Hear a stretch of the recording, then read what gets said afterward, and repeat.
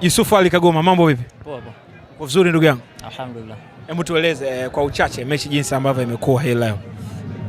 Mechi ilikuwa ngumu kwa sababu ligi ni ngumu. Ligi ni ngumu kwa kila timu inakuja inahitaji kupata matokeo. Mechi ilikuwa ngumu. Sawa. Nadhani tuliwawini wapi wapinzani? Kipindi cha kwanza tumeongoza, kipindi cha pili pia tumeongoza. Nafikiri tumefuata vile mwalimu ambavyo alikuwa anahitaji tufanye. Nafikiri ndio kitu ambacho kimetusaidia kupata matokeo katika mchezo huu leo. Sawa.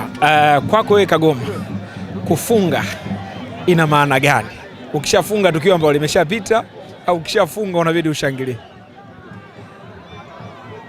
Ukishafunga inategemea. Inategemea. Kuna mwingine akifunga anashangilia, mwingine akifunga ashangilie. Kwa hiyo inategemea na situation tu yenyewe itakavyokuwa. Wewe hii leo umefunga. Kwa nini haujashangilia paka Kante anakulazimisha? Asa movie ilikuwa ishaisha. Unajua kwa sababu nilivyofunga nimeanguka chini afu ngoja kunilalia pale. Kwa hiyo wanilalia pale nikakosa balance ya kutoka kwenda kushangilia. Hapana, hiyo sio kweli. Tulishawahi kuzungumza mimi na wewe tukiwa tunaenda mazoezini kwenye gari.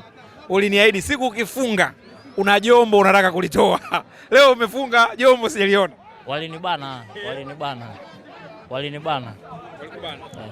Kagoma, wewe ni mzuri zaidi kwenye mpira ya vichwa. Nakumbuka hii mara ya pili leo unafunga bao la kichwa. Mwaka jana kwenye kombe la shirikisho Benjamin Mkapa umetia ndoo vizuri, lakini pia mwaka huu kwenye ligi kuu umefunga pia bao la kichwa.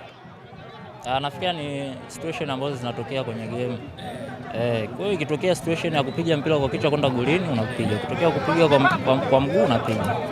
Kabla lile bao alikuwa anaingia Semfuko kwenye nafasi yako, lakini tukio likachelewa kidogo kwenda kufunga. Uligeuka uliona kama unatoka, ngoja nimalizie. Sikuangalia. Na wala sikujua kama natoka. Au sio? Bwana, kila la heri. Inshallah.